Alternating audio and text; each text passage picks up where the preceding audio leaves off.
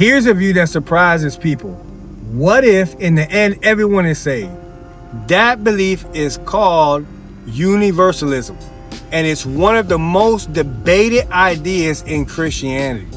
Universalism teaches that no matter how far someone has wandered, God's love and mercy will eventually bring everyone back to Him.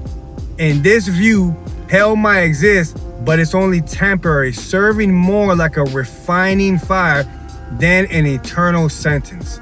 Supporters point to the verses like Philippians 2:10 through 11.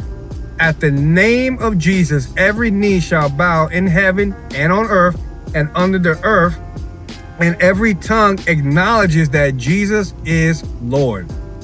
Another one is 1 Timothy 2:4. God desires all people to be saved and to come to the knowledge of the truth. For many, Universalism paints the most hopeful picture that God's love is so powerful that it will eventually overcome all rejections, all sin, and all rebellion. This view gives hope, but it's also controversy, as critics say it ignores justice and makes sin seem meaningless. Others say it actually magnifies God's love, showing that His mercy is greater than anything we can imagine. Now, for me personally, after the loss of my son, I found myself more leaning closer to this view.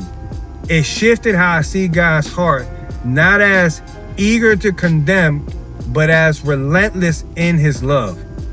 So whether you find hope in this view or wrestle with its challenges, Universalism, I said that right, pushes us to think about the size of God's love, and maybe, just maybe, it's bigger than what we ever thought.